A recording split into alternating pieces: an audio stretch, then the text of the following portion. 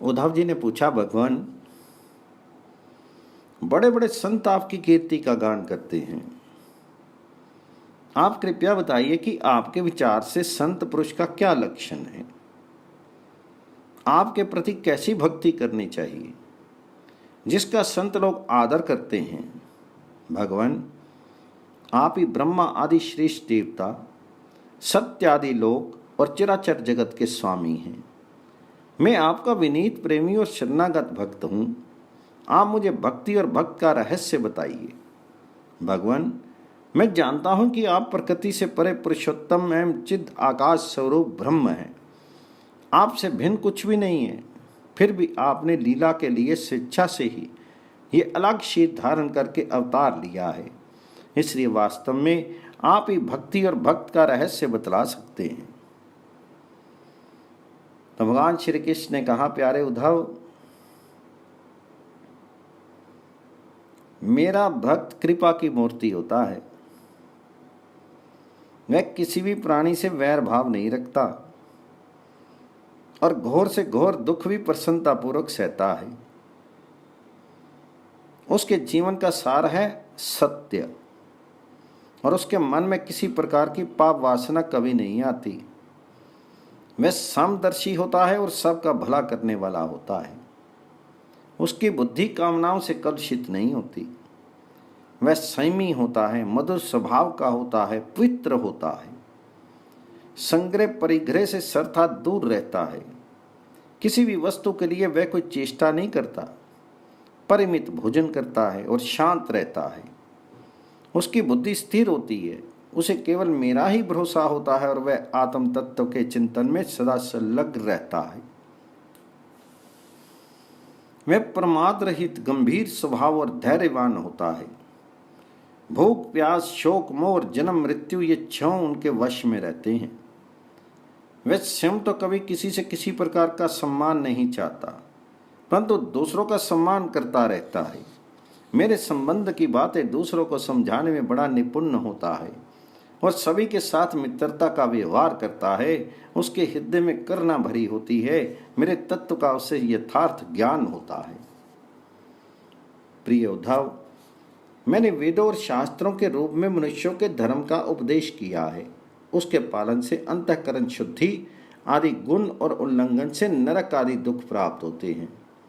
परंतु मेरा जो भक्त उन्हें भी अपने ध्यान आदि में विक्षेप समझकर त्याग देता है और केवल मेरे ही भजन में लगा रहता है, वह परम संत है। मैं कौन हूँ, कितना बड़ा हूँ, कैसा हूँ, इन बातों को जाने चाहे नहीं जाने, किंतु जो अनन्य भाव से मेरा भजन करते हैं वे मेरे विचार से मेरे परम भक्त हैं। प्यारे उद्धव, मेरी मूर्ति और मेरे भक्तजनों का दर्शन, स्पर्श, पूजा, सेवा, श्रुवा, स्तुति और प्रणाम करें और मेरे गुण और कर्मों का कीर्तन करें। उद्धव, मेरी कथा सुनने में श्रद्धा रखें और निरंतर मेरा ध्यान करता रहें। जो कुछ मिले वह मुझे समर्पित कर दें और दास्य भाव से मुझे आत्मनिवेदन करें। मेरे दिव्य जन्म और कर्मों की चर्चा करें। जन्माष्टमी, रामनवमी आदि पर्वों पर आनंद मनावे और संगीत, नृत्य, बाजे और समाजों द्वारा मेरे मंदिरों में उत्सव करावे। वार्षिक त्योहारों के दिन मेरे स्थानों की यात्रा करे, जुलूस निकाले तथा विविध उपहारों से मेरी पूजा करे। वैदिक अथवा तांत्रिक पद्धति से दीक्षा ग्रहण करे, मेरे व्रतों का पालन करे, मंदिरों में मेरी मूर्तियों की स्थापना में श्रद्धा रखे। यदि ये काम अकेला नहीं कर सके तो औरों के साथ मिलकर उद्योग करे। मेरे लिए पुष्प वाटिका, बगीचे, क्रीड़ा के स्थान, नगर और मंदिर बनवावे। सेवक की भांति श्रद्धा भक्ति के साथ निष्कपट भाव से मेरे मंदिरों की सेवा शुरुआ करे। झाड़े, बुहारे, लीपे पोते छिड़काव करे और तरह तरह के चौक पूरे। अभिमान नहीं करे, दंभ नहीं करे, साथ ही अपने शुभ कर्मों का ढिंढोरा भी नहीं पीते। प्रिय उद्धव, मेरे चढ़ावे की, अपने काम में लगाने की बात तो दूर रही, मुझे समर्पित दीपक के प्रकाश से भी अपना काम ना ले। किसी दूसरे देवता की चढ़ाई हुई वस्तु मुझे नहीं चढ़ावे। संसार में जो वस्तु अपने को सबसे प्रिय, सबसे अभीष्ट जान पड़े, वह मुझे समर्पित कर दे। ऐसा करने से वह वस्तु अनंत फल देने वाली हो जाती है।